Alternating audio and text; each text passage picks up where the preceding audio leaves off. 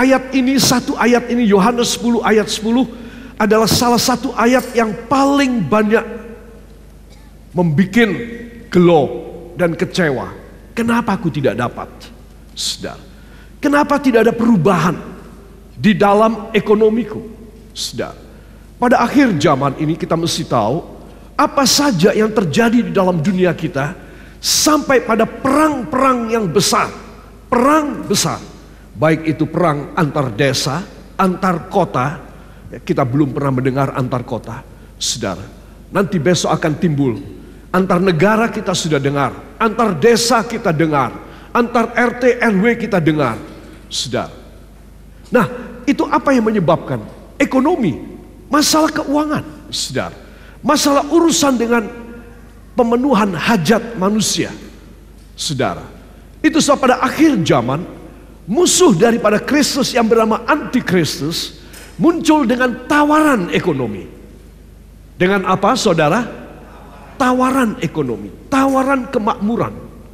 Nah, itu sebab para hamba-hamba Tuhan, anak-anak Tuhan harus sudah lebih dahulu dibekali dengan perkara-perkara ilahi, perkara jasmani dan ilahi dari perjanjian Allah. Supaya kalau nanti masa yang sulit itu datang, ataupun segala macam pembatasan, restriction terjadi di dunia ini, ya umpamanya kita akan mengalami pembatasan macam-macam. Ya, sekarang kita sudah melihat bahan bakar minyak, saudara, sudah mulai habis. Ya, saudara, bahan BBM dari fosil, dari dalam tambang geologi sudah mulai habis. Ya, negara-negara petrodolar yang kaya raya karena minyak sekarang mulai miskin. Karena apa? Karena mulai surut, mulai susah didapat, saudara. Ya, saudara. Nah, itu nanti akan menimbulkan peperangan-peperangan yang lain. Ya, saudara. Peperangan teknologi, akhirnya peperangan perdagangan. Ya, saudara. Nah, di sini kita melihat bahwa akhir zaman ini sangat ditentukan dengan ekonomi. Dengan apa, saudara? Ekonomi, duit, makanan, kebutuhan. Itu sebab anak-anak Tuhan, Tuhan ingin menegaskan, anakku, sebelum masa yang sulit itu datang, aku sudah akan mendahului, supaya kamu tidak sampai kepencut, kamu tidak sampai kena pengaruh daripada Antikristus, musuhku, yang menawarkan kepada kamu ekonomi yang baik. Sebab kalau kamu sampai menerima tawaran ekonomi yang baik dari musuhku, kamu mesti masuk dalam hukuman yang kekal. Itu sebab Tuhan ingin supaya sebelum masa-masa yang sulit terjadi dan datang, saya dan saudara sudah boleh mengambil kelimpahan Tuhan lebih dahulu. Amin. Puji Tuhan, setelah kita menikmati, kita pulang ke rumah Bapa. Amin. Yang percaya beri tepuk tangan yang baik buat dia. Haleluya. Itu sebab anak-anak Tuhan, tema kita adalah mengapa sulit diberkati berlimpah. Ya, saudara, kalau cuma sekedar diberkati, kita mendapat, saya yakin, karena kita mempunyai iman. Burung-burung di udara dipelihara oleh Tuhan, tidak ada seekor pun yang jatuh karena kelaparan. Amin. Bunga-bunga di padang, bunga rumput di padang, kata firman Tuhan, Yesus bersabda, lebih indah dari pakaian Salomo, orang terkaya di dunia. Saudara bisa bayangkan, ya saudara, orang yang terkaya di dunia itu Salomo, pakaiannya indah banget. Saudara, di India ada seorang pengusaha kaya yang pakaiannya seberat 15 kilo dari emas. Hampir saben hari dia pakai, satu-satunya orang di dunia yang memakai pakaian dari emas. Emas benar, emas betul. Ya saudara, semua serba emas yang menggantung di tubuhnya. Saudara, saya dan saudara melihat bahwa Tuhan itu mau memberi disertai dengan damai dan sukacita di dalam hati kita. Amin. Jadi kalau kita berpikir, Tuhan, saya sederhana, asal saya ikut Tuhan, asal saya kalau meninggal saya masuk ke sorga, boleh. Boleh, kalau saya mau demikian, saudara mau demikian, boleh. Tetapi saudara, Tuhan menawarkan Ayat pertama yang akan kita baca dalam Yohanes 10 ayat yang ke-10, Tuhan menawarkan hidup berkelimpahan. Semua katakan, hidup berkelimpahan. Sekali lagi, 1, 2, hidup berkelimpahan. Itu tawaran Tuhan. Saudara, saya boleh menerima, boleh tidak. Saya berkata, tidak usah Tuhan, saya asal kecukupan, sederhana, saya tidak mau berkelimpahan. Asal saya selamat masuk surga. Boleh. Semua tergantung iman kita. Ya, amin. Katakan, semua tergantung iman saya. Dari pihak Tuhan bakal diberikan yang berkelimpahan. Itu berarti kalau saya punya iman, saya berkata, stop Tuhan, saya secukupnya aja, jangan berkelimpahan. Tuhan bilang, oke, tidak apa-apa. Tetapi saudara bilang tidak. Tuhan, saya mau berkelimpahan supaya saya bisa pakai pekerjaan Engkau untuk menolong orang-orang miskin, untuk saya bisa melayani pekerjaanmu dengan lebih baik. Saya menyokong pekerjaanmu dan rumahmu. Beri saya berkat yang berkelimpahan. Tuhan berkata, seperti imanmu anakku, aku memberi kepada kamu. Amin. Nah, di sini kita melihat Tuhan itu tidak ada masalah untuk memberkati kita orang itu dalam bentuk superlatif, berkelimpahan, paling tinggi, paling ngetop. Tetapi yang menjadi masalah nanti kita akan melihat adalah diri kita sendiri. Amin. Sudah masalah iman, nanti kita melihat ada 3 masalah lain mengenai soal iman, mengenai soal ketaatan kita kepada Tuhan. Jadi kalau 3 hal nanti akan saya sampaikan, saudara setuju, selesai pada malam ini, Tuhan, saya menuruti kehendak-Mu, sesuai dengan kehendak-Mu terjadi pada saya. Tuhan bilang, ya malam ini juga aku mulai merencanakan yang berkelimpahan dalam hidup kamu. Kamu, dalam hidup kamu. Katakan, dalam hidup saya, Tuhan bakal merencanakan kelimpahan yang luar biasa. Saya tidak akan bermimpi lagi, karena tahap demi tahap Tuhan mulai memberkati saya. Amin. Yakinkan diri saudara, ya. Baiklah, kita akan membaca dalam Yohanes 10 ayat yang ke-10 para kekasih. Mari kita akan baca 1, 2. Pencuri datang hanya untuk mencuri dan membunuh dan membinasakan. Aku datang supaya mereka mempunyai hidup dan mempunyainya dalam segala kelimpahan. Amin. Tuh lihat ya. Di atas kalimat pertama, pencuri datang hanya untuk mencuri dan membunuh dan membinasakan. Membunuh dan membinasakan beda. Dia mencuri, terus dia membunuh badannya, kemudian dia membinasakan jiwa dan roh di dalam api neraka. Itu pencuri yang hebat. Ini bukan pencuri maling. Ini pencuri adalah iblis. Dan iblis sekarang ini pada akhir zaman bekerja luar biasa, saudara. Sekarang kita melihat saja kalau orang ngerampok, dibunuhlah orangnya. Memperkosa, dibunuhlah ini wanita. Saudara, karena tipenya, ya tipikalnya, cara kerjanya, strateginya sama dengan iblis. Mencuri kehormatan seorang wanita, kemudian dibunuh supaya hilang bukti-buktinya, jejak-jejaknya. Orang-orang bodoh. Zaman sekarang mana ada bukti hilang? Tidak ada. Zaman sekarang tidak ada yang tidak bisa ditelusuri. Percuma membunuh. Sudah akan ketangkap juga. Zaman yang canggih ini tidak bisa orang lari dari hukum. Sudah. Tapi karena tipenya, stylenya iblis, kalau dia habis mencuri, dia pasti membunuh. Kalau dia sudah membunuh, dia akan masukkan di dalam api neraka. Itu namanya binasa, dibinasakan. Dibunuh, dibinasakan. Itu iblis. Jadi saudara, style dan pola iblis dipakai oleh orang-orang jahat. Orang-orang yang penuh dengan nafsu dan tidak takut kepada Tuhan. yang tidak berperi kemanusiaan kepada sesamanya. Saudara, apa aja sekarang? Bukan cuma perkosaan saja, mencuri, membegal di pinggir jalan. Saudara, mendongkel rumah orang, ketahuan atau tidak ketahuan, dibunuhlah orangnya. Ini sudah stylenya iblis. Jadi saudara mesti tahu, kalimat pertama ini adalah pekerjaan iblis. Apakah aku mau ikut irama genderang dari iblis?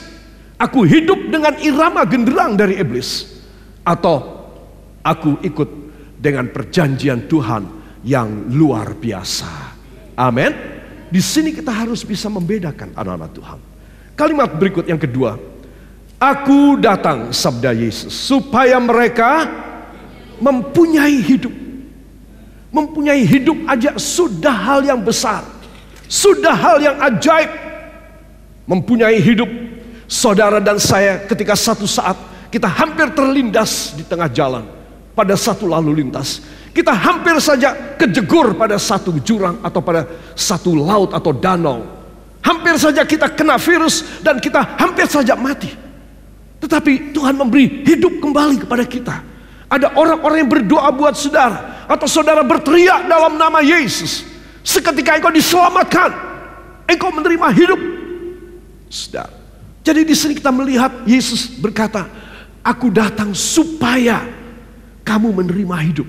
Supaya orang-orang yang menjerit, menyebut namaku, orang-orang yang bertindak dengan imannya di dalam namaku dan menerima aku, selamat untuk apapun, masalah negatif, bahaya, keadaan gawat, keadaan yang mustahil.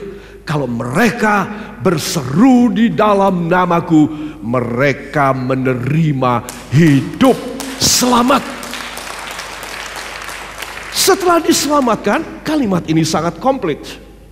Dan mempunyainya, maksudnya mempunyai hidup tersebut dalam segala, dalam segala kelimpahan. Coba. Jadi dia bukan hanya menyelamatkan kita orang saja. Ketika kita berseru kepadanya, ketika ada orang-orang yang mendoakan kita, padahal kita sedang koma, kita sedang tidak sadar barangkali, saudara. Tetapi kan ada orang-orang yang mendoakan kita, kita dikasih hidup kembali oleh Tuhan. Tetapi setelah kita hidup, kita mau dihidupinya dalam segala kelimpahan. Sebab itu anak-anak Tuhan, dua kata terakhir ini, tiga kata terakhir, dalam segala kelimpahan ini seringkali ketinggalan. Kita sungkan untuk mengambilnya dari Tuhan. Kita sungkan mendoakannya. Kita cuma minta, Tuhan berkati saya, cukupi saya. Cukup, berkati, cukup. Tuhan bilang, kalau kamu punya iman, cuma aku berkati sampai cukup, ya tak kasih cukup. Ambil cukup. Tetapi kalau kamu klaim janjiku dan mempunyai hidup dalam segala kelimpahan, kau klaim, kau ambil, dengan imanmu tak kasih juga. Up to you. You want one about all the abundance from me, from my promise, from my words? Take it one for you. Please help yourself and get it and bring it to your home. But if you want, kamu tidak mau, oke, kecukupan cukup, tak kasih cukup. Itu sebab semua tergantung bagaimana saya dan Anda. Katakan, tergantung pada saya. Sudah bukan tergantung kepada Tuhan lagi.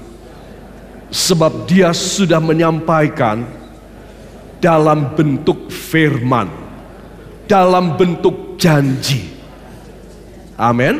Saudara memegang janjinya, saudara mendapat. Saudara sungkan memegang janjinya, Tuhan, asal saya hidup berkecukupan, sudah matur suwun. Tuhan bilang, terserah kamu. Tapi ada anak-anak Tuhan mempunyai cita-cita tinggi sekali, keinginan-keinginan yang tinggi. dan ingin dipakai oleh Tuhan. Tuhan bilang, tak kasih. Kan aku sudah kadung janji segala kelimpahan. Aku sudah kadung janji. Aku nggak mungkin mencabut janjiku dan menarik perjanjianku, tidak mungkin. Jadi kalau kamu bisa beriman dan ingin dapat dalam segala kelimpahan, tak kasih anakku, tak kasih kepadamu. Yang percaya lambaikan tangan, ucapkan terima kasih kepadanya. Terima kasih Tuhan, kami bukan mengada-ada. Engkau sendiri yang berjanji dan Engkau sudah kadung janji. Kami akan menerima perjanjianmu hanya di dalam nama Tuhan Yesus Kristus, Juru Selamat dan Penebus kami. Kita yang percaya mengaminkan. Amin. Saudara yang kekasih, ayat ini tidak berdiri sendiri ya. Yohanes 10 ayat 10. Ada ayat 9, ada ayat 8, ada ayat 7, ada ayat 6, ada ayat 5, ada ayat 4, ada ayat 3, ada ayat 2, ada ayat 1. Baru kemudian turun sebagai satu kesimpulan sekaligus janji ayat 10 ini. Di atasnya coba saya ingin mengajak saudara membuat pertimbangan ya. Membuat pertimbangan kenapa Tuhan sampai pada ayat 10 yang begini luar biasa. Ya saudara, marilah kita akan menelusuri ke atas. Saudara, di dalam Yohanes pasal yang ke-10, saudara, ayat yang ke-9, Tuhan berfirman, akulah pintu bagi domba-dombaku. Mohon dibuka Alkitab saudara, kita akan baca. Yohanes 10 ayat yang ke-9. Yohanes 10 ayat yang ke-9. Kita akan baca dengan suara yang nyaring.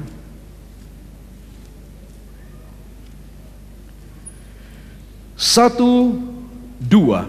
Akulah pintu. Barang siapa masuk melalui aku, ia akan selamat. Dan ia akan masuk dan keluar dan menemukan padang rumput. Amin. Ia akan apa? Selamat. Ya, barang siapa masuk melalui aku, ia akan selamat dan menemukan padang rumput. Tuh lihat, kan sama tipenya. Kamu akan mendapatkan hidup. Orang yang berseru kepadaku dan percaya kepadaku ketika keadaan gawat, SOS, keadaan yang sangat gawat, aku memberi hidup, tak selamatkan. Tetapi bukan cuma memberi hidup saja, aku memberi dalam segala kelimpahan. Selamat dan mendapat padang rumput. Amin. Katakan, gembala saya luar biasa. Amin. Jadi saudara mesti tahu ya, ini adalah perjanjian daripada Tuhan di dalam kehidupan kita. Saudara, akulah pintu bagi domba-dombaku. Kalau saudara melihat ya, kelihatannya masuk akal enggak ya? Bahwa Tuhan itu menjadi pintu. Untuk ini kita harus mengetahui formasi dan setting dari sebuah kandang pada zaman Tuhan Yesus hidup. Ya, saya akan tunjukkan. Dia berfirman, akulah pintu. Aku iki korine. Dalam bahasa Jawa Tengah, ya korine itu Jawa Timur. Jawa Tengah mengatakan aku iki lawange. Saudara, jadi aku ini pintunya. Sudah lihat gambar itu? Tuhanlah pintunya bagi domba-domba. Katakan, Tuhanlah pintu saya. Kalau saya keluar dan masuk, pasti mendapat padang rumput, yaitu dalam segala kelimpahan. Beri tepuk tangan yang baik buat dia. Haleluya. Mari kita akan baca. Tadi kalimatnya adalah kalimat pertama, akulah pintu bagi domba-domba. Ini kelanjutannya. 1, 2. Barang siapa masuk melalui aku, ia akan selamat. Dan ia akan masuk dan keluar dan menemukan padang rumput. Amin. dan menemukan padang rumput. Dia akan menerima hidup dan menerimanya dalam segala kelimpahan. Siapa yang menjanjikan ini? Tuhan Yesus. Amin. Sudah bisa mengerti ya? Saudara sudah tahu ya? Sudah mantap? Yang bisa mengerti dan mantap, beri tepuk tangan yang baik buat dia. Ya, saudara, mari saya akan mengajak saudara untuk melihat pada zaman dulu. Ini adalah pandangan dari atas ya, sekarang masih ada site ini ya, daerah ini masih ada. Saudara melihat di situ ada bangunan melingkar dari batu. Ini adalah kandang pada siang hari di musim kering. Jadi kalau malam tidak di situ, digiring masuk ke kandang yang ada atapnya di dekat rumah gembala. Tetapi pagi-pagi digiring keluar ke padang rumput, ada sungai yang berair jernih dan segar. Amin. Disitulah gembala ini membuat pagar, tempat perlindungan bagi domba-domba. Jadi dia menggembalakan, kalau sudah ini domba-domba merumput, sudah cukup kenyang, maka digiring masuk ke situ, masuk ke dalam bunderan itu, lingkaran. Dan mereka akan tidur pada siang hari. Saudara, di dalam ayat 1 dari pasal 10, Yesus berkata, tetapi barang siapa yang memanjat tembok adalah pencuri dan perampok. Ini. Jadi ketika domba-domba ini tidur, mereka sedang memamah makanan mereka, saudara, dan ada pencuri naik dari tembok batu ini dan menjerat dan mengangkat beberapa ekor, dilempar keluar. Barang siapa yang datang selain aku tidak melalui pintu, sebelah sana ada pintunya, saudara lihat ya, ada pintunya sebelah sana. Gembala akan menjaga di sana. Barang siapa melompat melalui tembok, dia adalah pencuri dan perampok. Tuh, lihat. Jadi di sini kita melihat Tuhan itu sudah, kalau dia berkhotbah, dia sesuai dengan paradigma pengertian masyarakat yang sederhana pada waktu itu. Ya, jadi saudara sudah tahu kenapa Tuhan memberikan ayat 1 ada pencuri, karena pencuri ini naik tembok. Kita sudah lihat tadi, itu kandang sementara pada siang hari di musim kemarau. Sekarang kita baca satu kali lagi setelah saudara mengetahui keadaan kandang, domba, dan peranan gembala yang menjaga pintu, dan dia berkata, aku iki lawangi. Ya, mari kita akan baca ayat 10 sekali lagi. 1, 2. Pencuri datang hanya untuk mencuri dan membunuh dan membinasakan. Aku datang supaya mereka mempunyai hidup dan mempunyainya dalam segala kelimpahan. Amin. Jadi kalau saudara pegang perjanjian ini, saudara sudah punya bayangan. Tuhan, terima kasih, hamba adalah seorang domba yang aman. Amin. Karena hamba masuk dan keluar melalui Engkau, dan akan selalu mendapatkan padang rumput. Amin. Selalu mendapat. Katakan, saya pasti selalu mendapat padang rumput dalam segala kelimpahan seumur hidup saya. Beri tepuk tangan yang baik buat dia. Haleluya.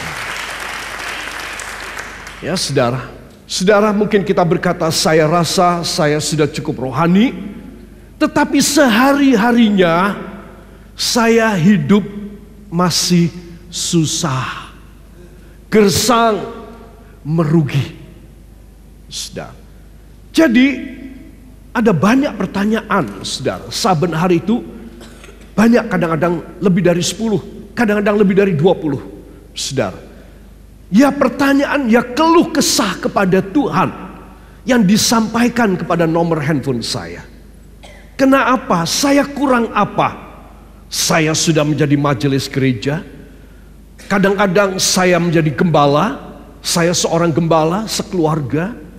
Ya, kadang-kadang yang lain bilang saya sudah 20-an tahun ikut Tuhan.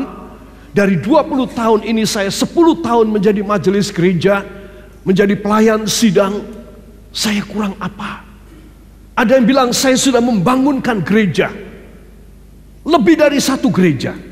Tetapi kenapa hidup saya gersang dan susah? Dan sekarang saya dalam keadaan ekonomi yang terpuruk. Saya jawab, karena Anda sudah tidak pegang lagi perjanjian Tuhan. Perjanjian masuk dan keluar akan mendapat padang rumput. Perjanjian akan menerima hidup dan mempunyainya dalam segala kelimpahan. Bila mana, semua katakan, bila mana saya pegang janji Tuhan. Amin. Mudah sekali. Makanya saya tadi bilang pada awal khotbah saya, saudara berkata saya cukup aja Tuhan, tidak usah berkelimpahan. Saya cukupan asal saya wajar, normal, kecukupan saya sudah senang. Tuhan bilang terserah. Tapi ada saudara-saudara lain berkata tidak, saya tidak akan membuat mubasir, saya tidak akan membuat percuma perjanjian Tuhan yang sudah dibayar dengan darah dan dagingnya di kayu salib di Bukit Golgota. Dia sudah mati dan bangkit kembali pada hari yang ketiga. Saya mau pegang janji ini. Saya minta diberkati berkelimpahan. Jadi pertanyaan ini adalah pertanyaan yang juga mungkin saya tidak tahu.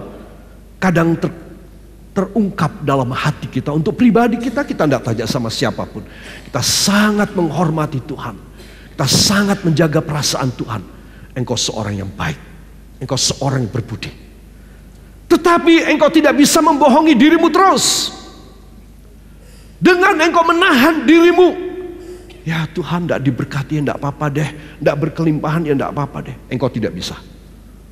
Engkau harus bertindak dengan iman. Amin. Sebab anak-anak Tuhan, inilah hal yang penting yang saya dan Anda harus miliki di dalam kehidupan kita. Angkat tangan saudara. Dalam nama Yesus, saya ingin hidup berkelimpahan. Saya percaya pada janji yang sama. Yohanes 10 ayat 10. Kalau Tuhan menghidupi saya, maka harus berkelimpahan.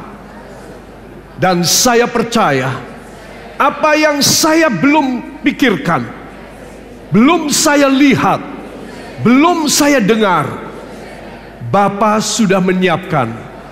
Bila saya mengasihi dia, bila saya membela pekerjaannya dan mencintai pekerjaannya, dalam nama Yesus akan terjadi pada saya.